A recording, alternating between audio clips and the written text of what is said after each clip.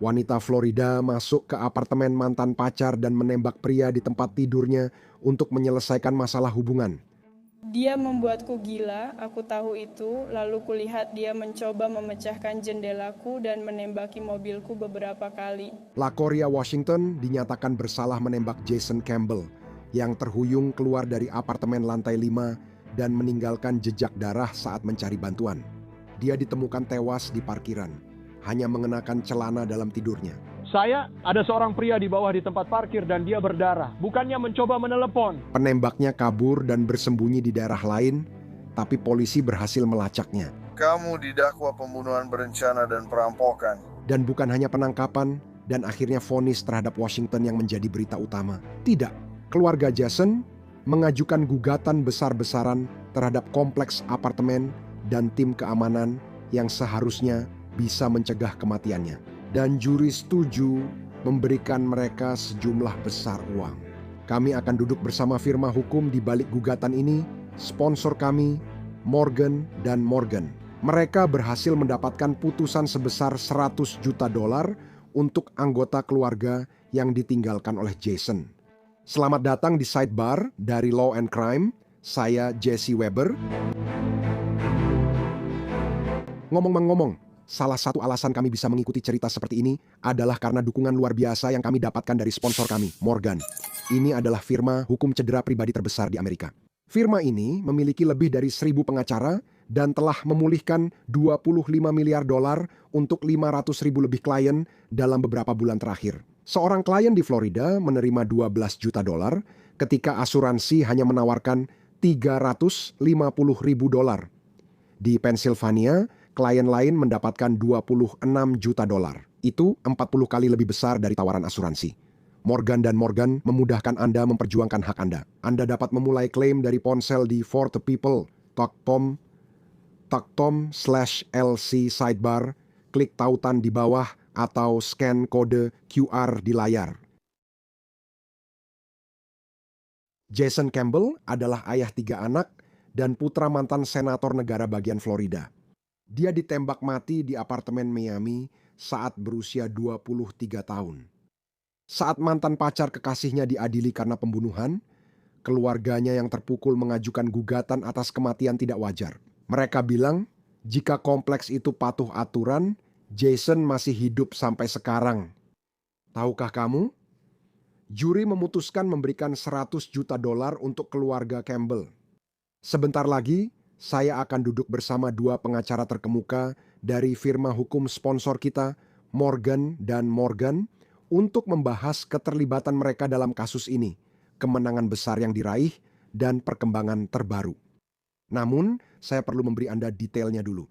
Jadi kita bahas dulu apa yang terjadi di Monte Carlo tahun 2021 berikut catatan singkatnya. Di Monte Carlo, kondominium dan apartemen sering disebut bergantian selama penyelidikan karena beberapa disewakan. Harap diingat hal ini.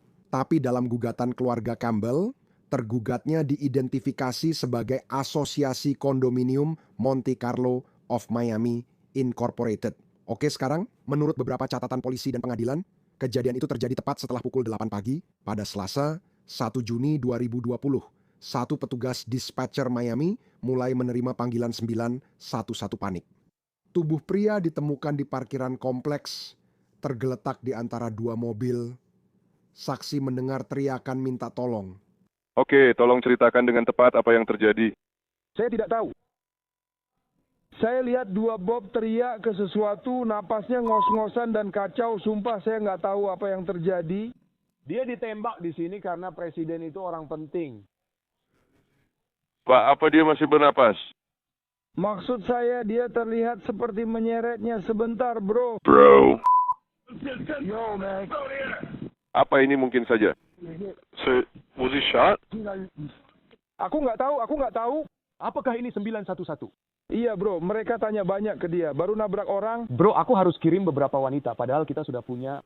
Maaf, kasusnya di polisi atau pemadam? Halo, saya punya seseorang yang...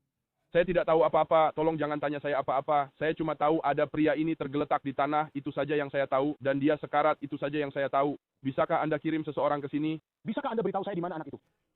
Dan ketika polisi tiba di lokasi, mereka melihat sesuatu yang membuat bulu kuduk mereka berdiri.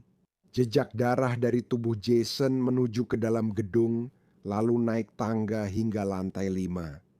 Jejak tangan berdarah ditemukan di dinding tangga tempat Jason jatuh saat berusaha melarikan diri dan mencari bantuan. Namun perjuangannya berakhir di trotoar luar. Dan begini, Jason bahkan tidak tinggal di tempat ini, dia bahkan tidak tinggal di Monte Carlo, wanita yang sedang dia temuilah yang tinggal di sana. Saya sedang membicarakan tentang Shantia Mears sekarang. Sebelumnya, dia pernah berpacaran dengan LaCoria Washington. Oke? Terdakwa dalam kasus ini, Mears, bahkan pernah mengatakan kepada polisi bahwa dia memiliki masalah dengan Washington yang sudah berlangsung selama bertahun-tahun, termasuk ancaman dan kekerasan. Dia membahas hal itu dengan petugas saat wawancara terkait interaksi lain dengan Washington yang akan kita bahas nanti. Lihat ini. Apa hubungan antara itu? Itu mantan pacar saya. Saat bilang mantan pacar, maksudnya hubungan romantis kan? Atau Ya oke, sudah berapa lama kalian pacaran? sudah beberapa tahun. Tahun? Iya. Kalian pernah serumah? Tidak. Baiklah, dan sudah berapa lama kalian putus? Beberapa bulan yang lalu. Beberapa bulan yang lalu. Oke. Jadi secure bilang mereka membiarkannya masuk, lalu apa yang terjadi? Dia membiarkannya masuk, aku kembali ke apartemen, mengunci pintu, lalu dia mulai membuat keributan. Kamu mengunci pintu, pernah ada masalah sebelumnya? Tidak akhir-akhir ini. Apa maksudmu? Tidak akhir-akhir ini? Kapan terakhir kali dalam beberapa bulan terakhir? Tidak akhir-akhir ini. Apakah dia pernah melakukan hal di masa lalu yang membuatmu sampai harus mengunci pintu? Dia memang gila, aku tahu.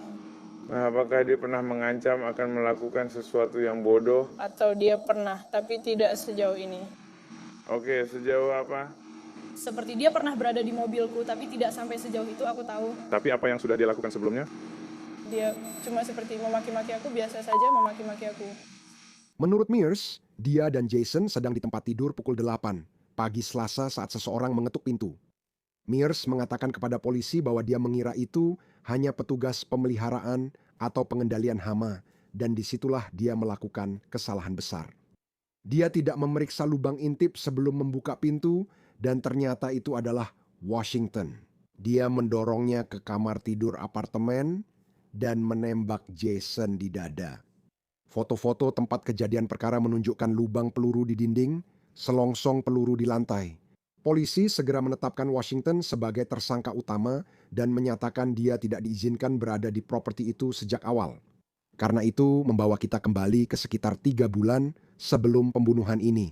Saat itu Mears tampaknya dikunjungi oleh orang lain, bukan Jason Campbell. Tapi bagaimanapun juga, sepertinya Washington tidak senang. Saya sadar ada panggilan tak terjawab dari gerbang depan, lalu saya menelepon balik. Saya bilang, Saya menerima panggilan tak terjawab dari Anda. Wanita itu berkata, Anda tadi mendapat ciuman di gerbang depan.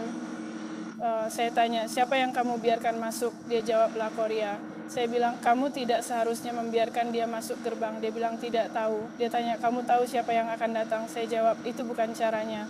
Harusnya kamu telepon saya, jangan asal izin. Jika saya tak menjawab di gerbang, jangan biarkan mereka masuk, suruh mereka pergi. Tunggu sampai saya angkat telefon.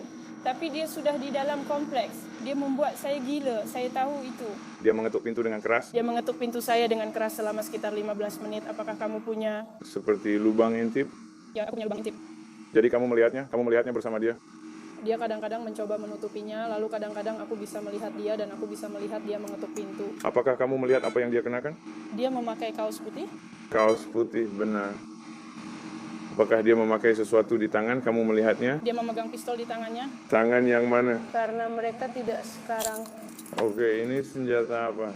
Saya tidak biasa melawan orang. Saya lihat apakah dia berkulit hitam. Kamu pernah lihat dia bawa senjata?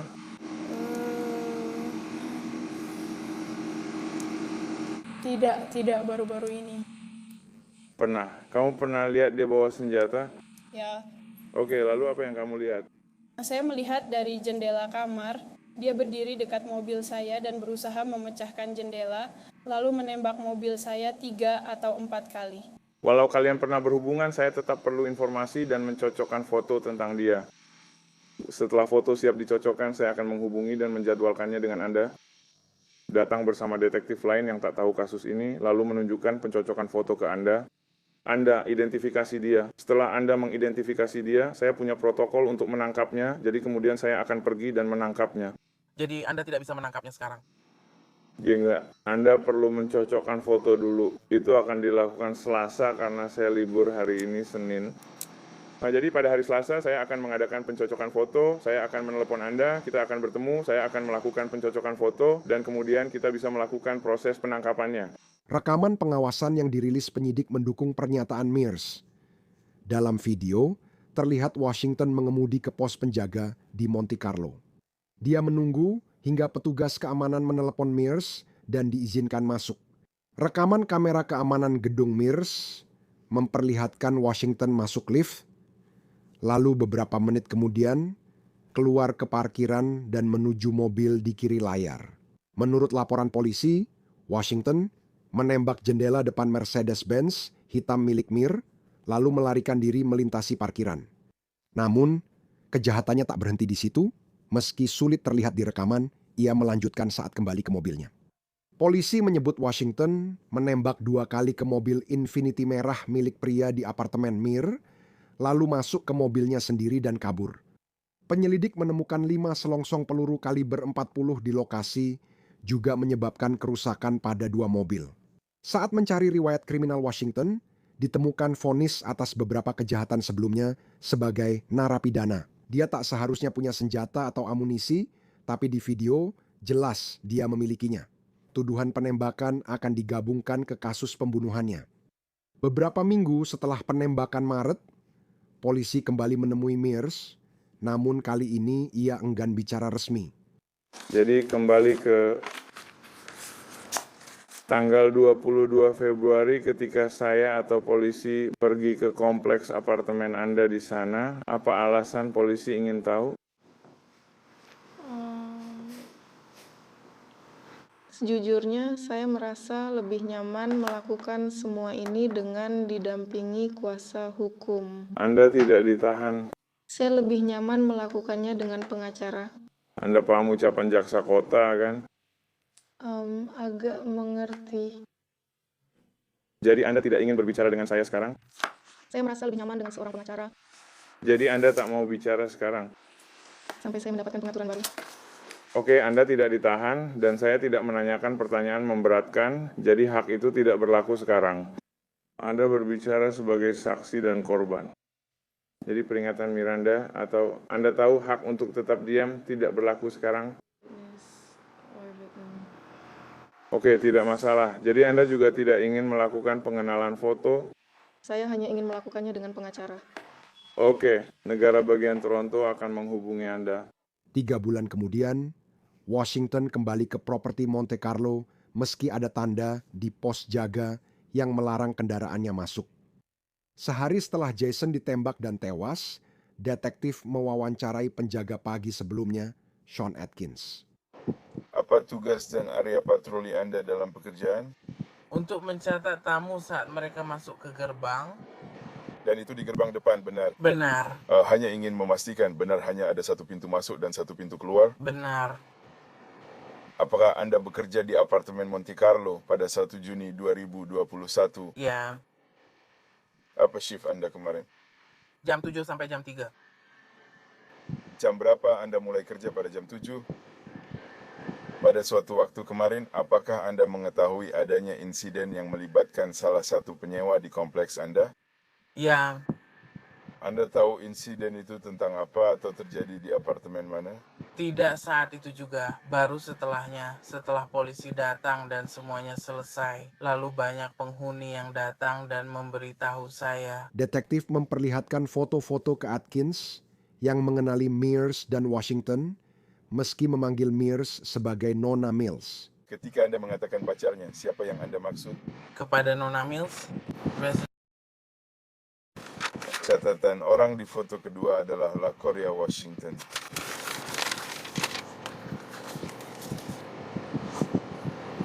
Dan Anda menyebut dia pacarnya.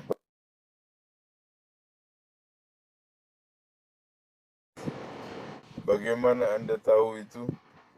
Karena beberapa waktu lalu, beberapa bulan yang lalu, dia masuk ke dalam dan dia menembak gadis itu. Mobil Mills dan mobil seorang tuan. Dan setelah kami melakukan semua penyelidikan kecil kami mengetahui bahwa itu adalah pacarnya.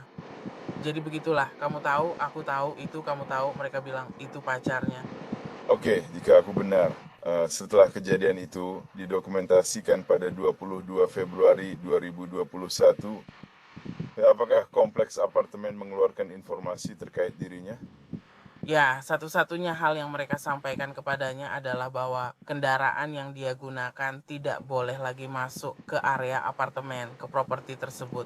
Saya sudah menunjukkan foto nomor 3 dari seseorang yang terekam kamera pengawas saat masuk ke kompleks. Sekarang saya akan menunjukkan foto itu lagi kepada Anda. Anda melihat foto itu dan mengidentifikasi bahwa foto itu adalah orang yang sama yang sedang kita bicarakan. Ya, Anda menyatakan pada foto itu bahwa ini juga adalah pacar dari orang tersebut. Saat dia masuk kemarin pagi, ya, itu tepat sebelum jam 8. Saat dia masuk. dan di foto ini dia memakai, bisakah Anda memberitahu saya apa? Dia memakai apa? Semua serba hitam, hoodie hitam dengan sandal hitam dan kuning. Ini orang yang Anda lihat kemarin pagi. Benar? Dan Atkins memastikan dia melihat Washington pagi penembakan, tapi bukan di kendaraan terlarang. Dan apakah Anda tahu kenapa dia berjalan kaki? Karena kendaraan dilarang, jadi dia tidak bisa mengemudi di dalam kompleks apartemen karena kendaraannya dilarang akibat insiden sebelumnya yang dia lakukan. Jadi dia sudah tahu. Dia tidak bisa masuk dengan mobilnya karena kami tidak dapat memberinya izin masuk kendaraan itu. Dan apakah Anda tahu apakah dia pernah melakukan itu di kesempatan lain? Ya, dia pernah. Maksudnya dia akan memarkir kendaraannya di luar dan berjalan masuk. Benar. Lalu dia akan pergi dengan cara yang sama. Kadang-kadang dia seperti itu, terutama saat kulihat di pagi hari. Aku berjalan pagi, pulang jam 3, jadi tidak melihatnya. Saat aku pergi, mungkin dia baru pergi nanti hari itu. Jadi aku tidak tahu.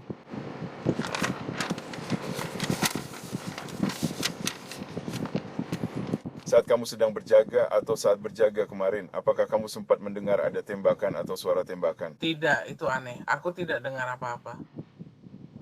Apakah pernah ada penghuni yang datang padamu dan bilang mereka mendengar atau melihat sesuatu? Tidak, karena mereka bilang saat melihat semua terjadi, mereka juga tidak mendengar tembakan atau suara apapun. Biasanya Mike, mereka mendengar sesuatu, mereka akan menelepon pos penjaga untuk menanyakan apakah semuanya baik-baik saja, karena mereka mendengar sesuatu. Dan memang tidak ada apa-apa. Pihak berwenang Miami-Dade mengeluarkan surat penangkapan untuk Washington, lalu polisi menangkapnya beberapa minggu kemudian di Port Orange, sekitar 4 jam utara Miami. Mobil ikan ke sini.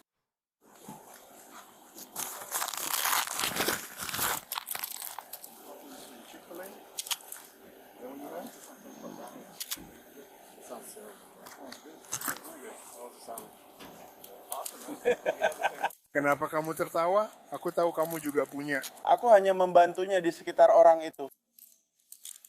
Dia benar-benar seberuntung itu. Ayolah, bro. Yo, kamu nggak bisa makan daging babi seharian, bro. Aku tahu, bro. Di sini aku bilang ke mereka untuk coba bukis sebelum pergi. Ya, baiklah.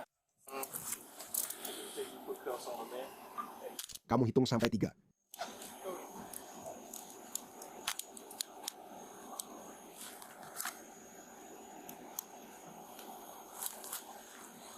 Baiklah, duduklah di belakang sini untukku. Baiklah, kamu, dia di ponselku.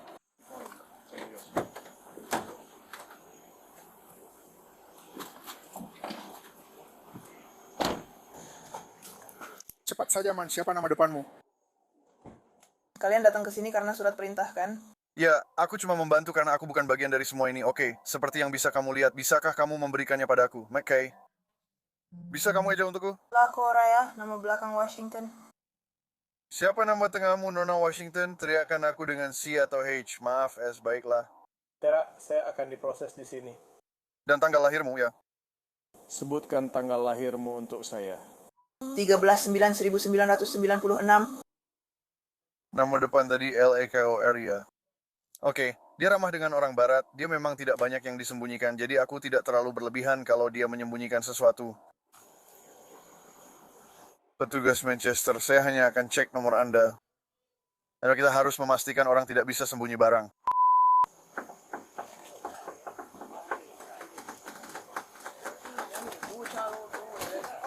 Silakan keluar di sini, hadap ke kendaraan, pastikan tidak ada benda tajam. Petugas di Port Orange tahu ada surat perintah penangkapan untuknya, tapi belum punya semua detailnya. Jadi Washington pura-pura tidak tahu. Lihat ini. Anda pasti tahu alasan saya diborgol. Maksud saya, secara teknis, Anda sebenarnya tidak perlu tahu alasannya secara hukum, tapi saya bisa bilang ini karena Anda punya surat perintah penangkapan. Anda dikenakan surat perintah penangkapan atas tuduhan pembunuhan tingkat 1, perampokan.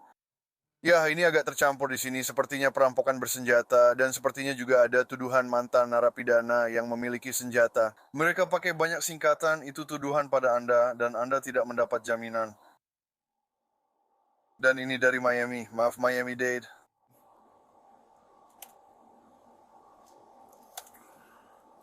Bagaimana mereka bisa menuduh saya tanpa bukti, negara bagian, atau penjelasan? Apakah mereka mendengar?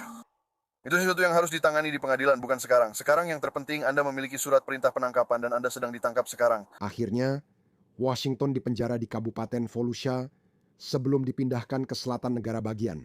Nona Washington, silakan keluar sebentar. Kita akan segera masuk ke sini. Karena mereka semua seharusnya bisa melakukannya. Kalau saja mereka memberiku beberapa pakaian sialan. Ya, saya tidak ada di sana saat keputusan itu dibuat. Saya tidak punya kendali atas hal itu.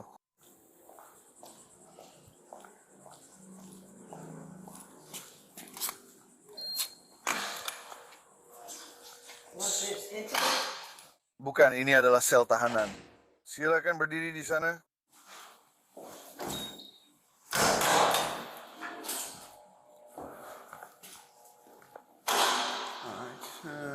Saya tadi duduk di bangku sebentar. Di Miami-Dade, Washington didakwa 5 kasus.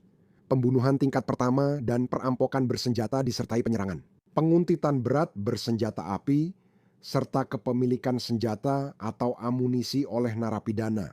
Sekarang, jaksa setuju untuk menurunkan dakwaan ini. Jadi dakwaan pembunuhan tingkat pertama diturunkan menjadi tingkat kedua.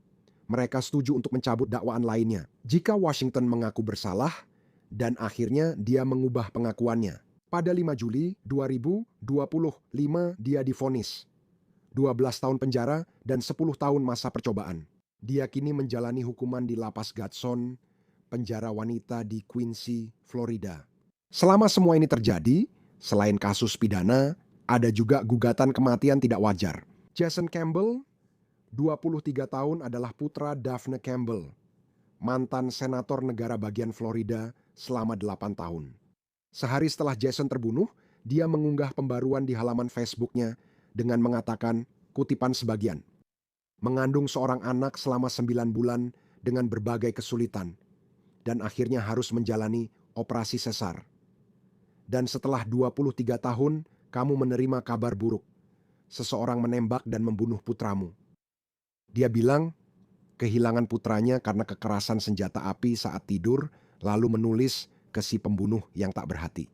Mereka membunuh putra tampan saya dan meninggalkan 3 anak tanpa ayah. Jadi, Campbell mengajukan gugatan kematian tidak wajar atas nama harta warisan Jason, dan dia menyebutkan 3 perusahaan di sini. Monte Carlo, sebuah asosiasi kondominium Miami. AKAM Onsite Incorporated sebagai manajemen properti kompleks, dan Emergency Medical Services Protective Group sebagai penyedia keamanan. Ini berdasarkan rekomendasi AKAM. Ratusan dokumen pengadilan diajukan sejak kasus ini didaftarkan Januari 2022. Pernyataan penggugat pada kasus ini menjelaskan argumennya beserta kutipan spesifiknya. Pada 21 Februari 2021, LaCoria, Washington, masuk area lewat gerbang depan dengan izin Ken Security. Pendahulu Emergency Medical Services yang bukan pihak dalam gugatan melanggar protokol properti yang mensyaratkan persetujuan penyewa untuk masuk non-resident. LaCoria Washington mengaku mengunjungi Shantia Mears sebagai penyewa. Namun, Nona Mears menolak akses untuk LaCoria Washington. Saat Nona Mears menolak membuka pintu, LaCoria Washington pergi ke parkiran dan menembaki kendaraan Nona Mears. Tamu pria Nona Mears Februari 2021 itu bukan Jason Campbell. 3 bulan kemudian, 1 Juni 2020, 1 pukul 8 pagi, LaCoria Washington kembali ke lokasi dengan berjalan kaki dan melewati gerbang kendaraan meski sudah dilarang masuk properti. Nona Washington kembali ke pintu Nona Mears dan mengetuk. Nona Mears langsung membukakan pintu tanpa mengecek lubang intip. Mengira itu manajemen properti atau pengendalian hama, LaCoria Washington masuk kamar apartemen sambil membawa pistol dan menembak Jason Campbell di dada. Jason meninggal karena luka tembak itu. Gugatan itu menuduh 3 perusahaan tersebut lalai, kutip para terdakwa, Monte Carlo, AKAM, dan Emergency Medical Services, mengetahui insiden 22 Februari 2021 namun gagal mencegah Washington dan orang tak diundang berniat jahat mengakses serta melakukan kejahatan di properti itu. Jadi kamu pergi ke persidangan ini sekarang. Persidangan ini berlangsung selama seminggu. Menurut artikel tentang putusan Lawcom, juri hanya butuh sekitar 2 jam untuk kembali. Formulir putusan meminta juri menentukan apakah ada kelalaian dari terdakwa dan apakah itu menyebabkan cedera serta kematian Jason Campbell, selain pemberian uang kepada penggugat. Dan ada tanda centang pada kata ya, untuk ketiga terdakwa tersebut. Juri memutuskan SOAKAM bersalah 57%, sedangkan pemilik kondominium, kompleks, dan kelompok keamanan masing-masing 18%. Shantia Mears, penyewa, dinyatakan bersalah 7%, tetapi dia bukan terdakwa dalam gugatan itu. Daphne Campbell mendapat ganti rugi $25 juta atas rasa sakit dan penderitaannya. Begitu juga dengan ayah Jason, Hubert Campbell, serta 3 anak Jason yang saat itu baru berusia 6, 3, dan 1 tahun ketika dia meninggal. Menurut dokumen pengadilan, mereka akan membagi sisa $50 juta sekarang. Daphne dan Hubert Campbell menyatakan kepada Miami Herald bahwa kehilangan putra mereka, Jason, membuat mereka merasakan sakit yang tak terkatakan, yang tak ingin dialami siapapun. Putusan ini tak akan mengembalikan putra kami, tapi kami berharap ini jadi pesan kuat bagi pengelola dan pemilik properti untuk menyediakan keamanan yang cukup. Agar keluarga lain tidak mengalami penderitaan seperti kami, mereka juga berhak.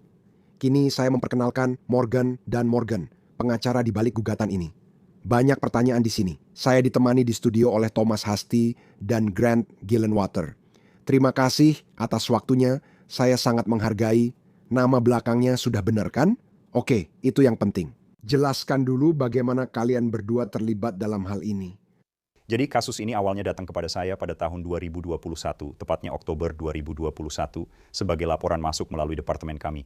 Seseorang menelepon firma kami, keluarga tersebut menelepon firma kami dan berkata, "Hey, kami ingin bekerja sama dengan Anda. Kami sudah punya pengacara lain, tapi kami tidak merasa nyaman dengan apa yang terjadi. Jadi mereka menghubungi kami untuk meminta pendapat kedua. Kami senang memeriksa ini untuk Anda, lalu mereka mempekerjakan kami." Saya menangani kasus ini di pengadilan dari 2021 hingga 2024. Saya menelepon Grant dan berkata, "Grant, saya punya kasus yang akan segera disidangkan." Saya menghubungi Grant Gillingham, salah satu pengacara terbaik di negara ini. Sebenarnya, saya salah satu pengacara di negara ini. Kamu tahu siapa saja, Grant? Kamu tahu siapa saja? Ada yang bisa kamu rekomendasikan ke saya? Kami sangat serius soal persidangan. Morgan, kami bukan firma hukum, tapi firma persidangan. Salah satu hal hebat yang dilakukan John bertahun lalu sebenarnya dimulai oleh Keith Mitnick, katanya. Kami akan mendatangkan pengacara-pengacara terbaik yang bisa kami temukan. Dan semua yang akan mereka lakukan hanyalah menangani kasus di persidangan. Saat ini, Shrak, 5 dari kami di seluruh negeri hanya menangani kasus di persidangan. Keith, Rick, Chris, Brian, McLean. Saya sendiri yang kami lakukan hanyalah bepergian keliling negeri untuk menangani kasus-kasus terbesar kami. Dan jadi situasi sempurna yang kami miliki adalah orang-orang seperti Tom. Mereka menangani kasus sejak awal hingga beberapa bulan sebelum sidang. Mereka menghubungi dan mulai bekerja sama dengan kami, sekarang kami mulai bergerak. Izinkan saya bertanya, Kadang Anda punya kasus dan bisa berkata tidak tahu. Ada roller coaster rusak atau kasus terpeleset, lalu Anda berkata bisa langsung melihatnya. Ada sesuatu yang terjadi di sini, ada yang salah, ini seharusnya tidak terjadi. Ini mungkin gugatan kelalaian, mungkin juga kematian yang tidak wajar. Sekilas, mendengar ini terasa seperti kejahatan yang sangat mengerikan. Apakah Anda awalnya juga berpikir seperti itu? Menurut Anda, ada yang bertanggung jawab atau lalai sehingga kejadian ini terjadi di kondominium?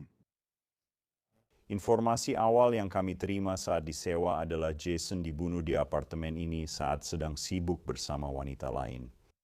Dan itu cukup menonjol bagi saya sebagai pola fakta aneh. Bagaimana seseorang bisa masuk ke apartemen saat Jason ada di sana jika dia sedang mengunjungi seseorang? Bagaimana orang lain bisa masuk? Untuk birai atau terlibat dalam argumen ini?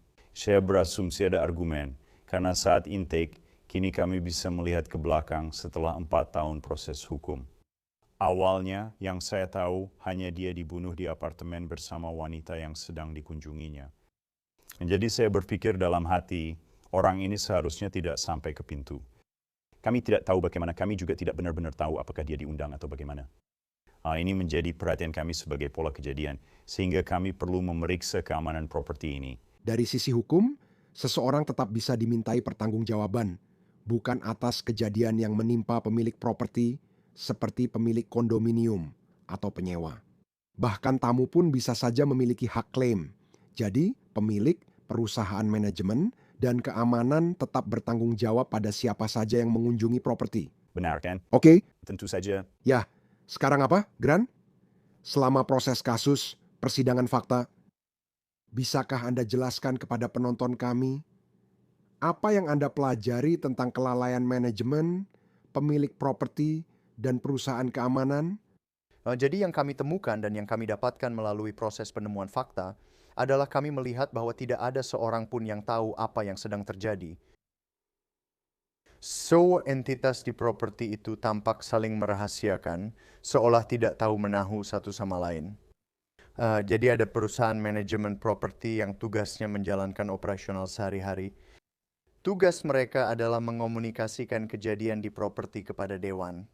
Lalu ada dewan, yaitu para pemilik kondominium itu sendiri, dewan para pemilik kondominium, yang tugasnya membuat keputusan, memangkas anggaran, dan berkata, baiklah, kita butuh keamanan yang lebih baik. Ya, mari cari alokasikan dana ke sini. Tapi jika manajemen properti tak memberitahu dewan, dewan jadi tidak tahu apa yang harus dilakukan. Lalu terdakwa ketiga, yaitu perusahaan keamanan. Dalam kasus ini, perusahaan keamanan baru direkrut oleh manajer properti. Manajer properti tidak memberitahu perusahaan keamanan soal masalah yang sudah terjadi berbulan-bulan sehingga perusahaan tidak mengetahui apapun. Mereka belum tahu pasti, harus masuk dulu untuk mengetahui layanan yang harus diberikan. Jadi 3 terdakwa ini tidak tahu tindakan satu sama lain. Namun kita sudah bahas soal pembagian tanggung jawab dan saya tahu Anda akan membahasnya. Intinya, semuanya bermuara pada manajer properti karena merekalah yang membuat semua orang lain tidak tahu apa-apa. Dan saya ingin membahas tentang persidangan secara spesifik seperti bagaimana suasananya, tapi berbicara tentang keputusan juri di sini, mereka membaginya berdasarkan tanggung jawab, sesuai dengan apa yang dikatakan Grant. Bisakah Anda jelaskan bagaimana juri menentukan, misalnya 18%, 18%, dan siapa yang bertanggung jawab menurut Anda? Jadi buktinya persis seperti yang dikatakan Grant. Buktinya perusahaan manajemen properti mendapat info soal kejahatan di properti dari keamanan, penyewa, tamu, dan asosiasi kondominium. Dan mereka setiap menyampaikan informasi itu kepada pemilik kondominium yang bisa mengambil keputusan atau kepada keamanan yang juga bisa mengambil keputusan sendiri. Jadi ketika dalam menyampaikan informasi itu, mereka memegang bola, seharusnya mereka mengoper bola itu ke pengambil keputusan. Kegagalan untuk mengoper informasi itu, menurut kami, membuat perusahaan manajemen menjadi pihak yang paling bertanggung jawab atas hal ini. Karena jika keamanan sudah menjalankan tugasnya dan membuat laporan insiden untuk kejadian-kejadian yang terjadi lalu menyerahkannya ke kantor, apa langkah selanjutnya yang seharusnya terjadi? Kantor seharusnya mengirimkannya ke dewan, seharusnya memberitahu dewan, hey, kita mengalami penembakan, kita mengalami perampokan, kita mengalami pembobolan kendaraan. Apa yang ingin Anda lakukan? Kami sarankan tingkatkan keamanan dan ubah protokol di gerbang yang akhirnya menyebabkan kematian Jason.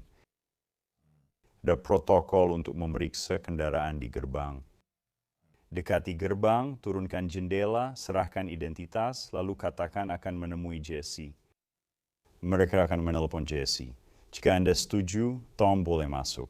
Jika Jesse menolak, mereka tak bisa masuk dan mobil akan diminta putar balik.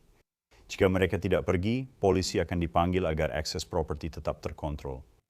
Jadi jika mereka melakukan tugasnya dan keamanan juga melakukan tugasnya, serta membuat laporan insiden, lalu memberikannya ke kantor manajemen seharusnya menyampaikan informasi itu ke Dewan.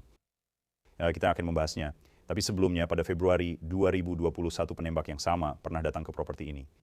Dia masuk melewati gerbang melanggar protokol, lalu muncul di depan pintu penyewa sambil membawa senjata dan mengetuk pintu berkata, "Buka pintunya, saya tahu kamu di dalam." Oh ya, itu orang yang berbeda.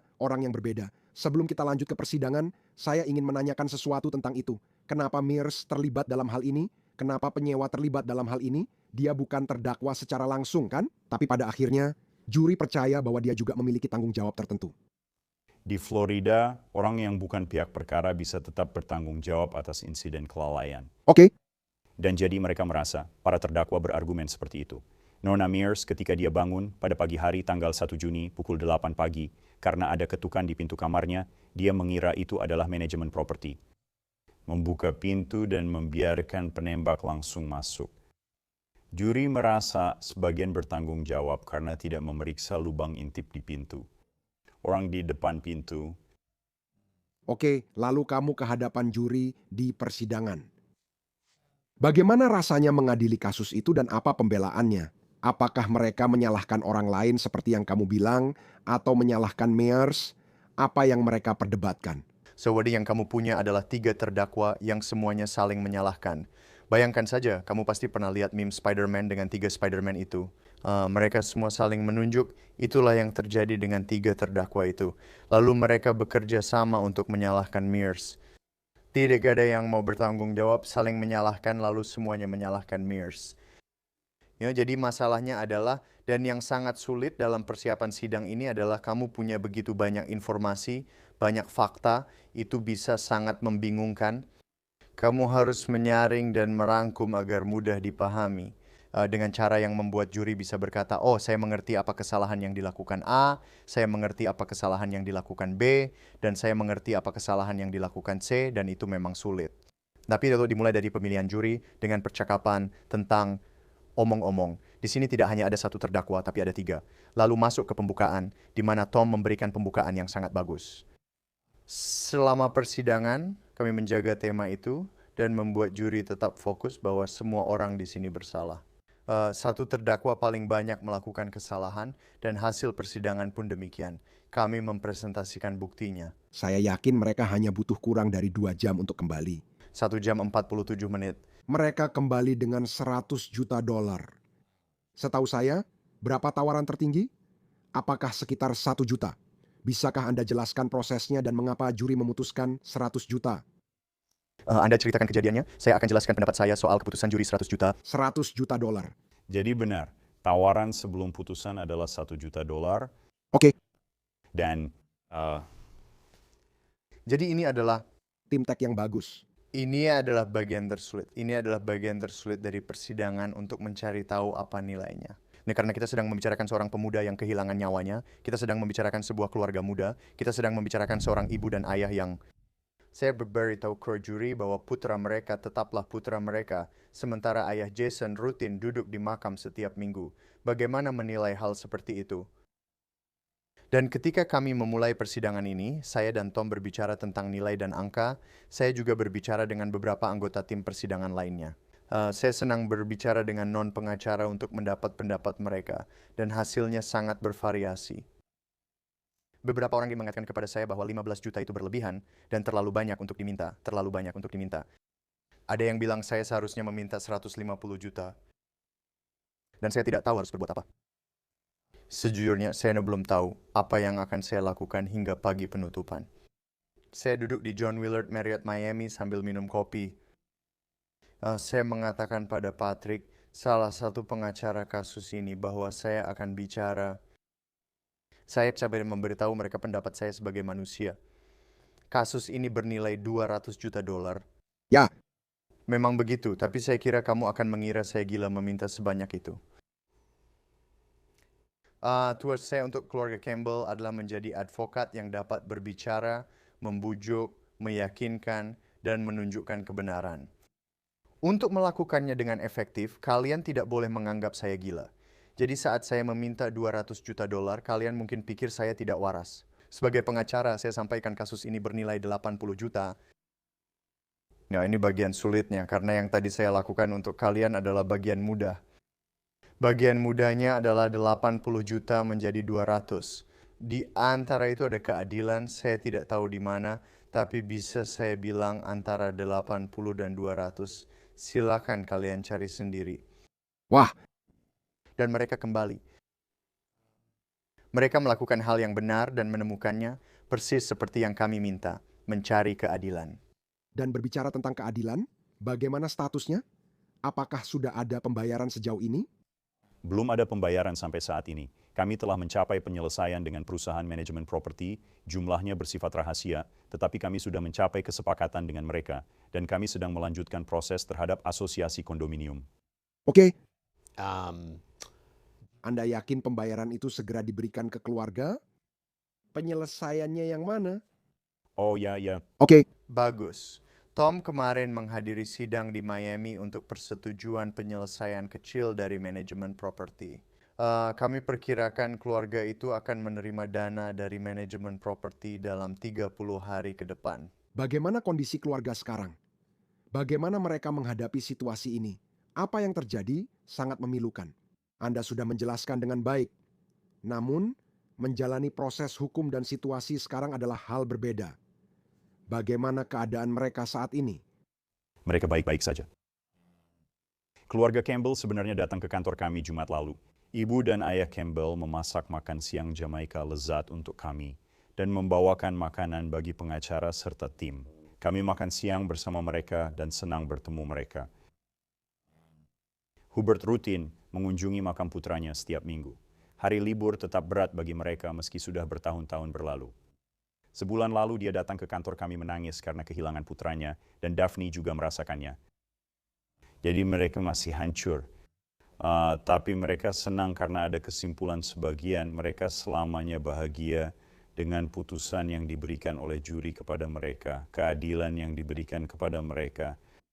Saya sering berkomunikasi dengan para ibu, anak-anak mereka baik-baik saja dan akan saya tanyakan pada Anda. Mereka terus tumbuh setiap hari, anak-anak sehat dan para ibu merawat dengan baik. Itu luar biasa. Dan Grant, maksud saya, bagaimana pendapat Anda tentang ini? Apa pesan yang disampaikan dari kasus seperti ini setelah diadili, setelah mendapatkan kesimpulan ini? Kami tak ingin putusan kami jadi pesan. Karena ini sangat pribadi. Benar? Itu sangat pribadi bagi keluarga. Tapi di saat yang sama, itu juga harus menjadi kisah peringatan yang memberi peringatan.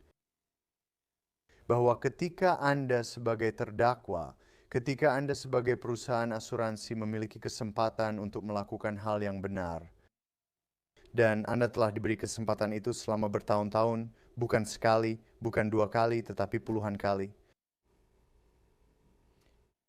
Dan Anda berpikir bahwa hanya karena Anda memiliki semua keuntungan, karena Anda besar, karena Anda berkuasa, karena Anda berpikir tidak ada yang bisa menuntut Anda, pada akhirnya kebenaran selalu menemukan jalannya, dan itu berarti ketika kebenaran terungkap, keadilan akan muncul.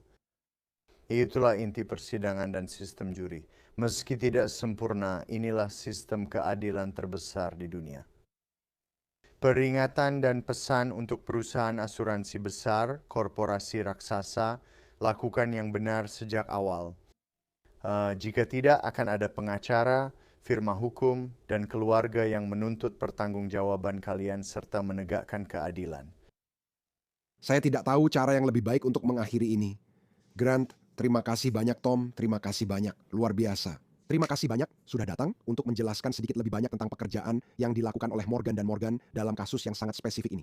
Dan saya hanya ingin mengatakan bahwa hati dan doa kami bersama keluarga itu saat mereka menjalani babak berikutnya. Dan saya benar-benar menghargai kalian berdua yang sudah datang untuk menjelaskannya. Terima kasih banyak. Terima kasih sudah mengundang kami.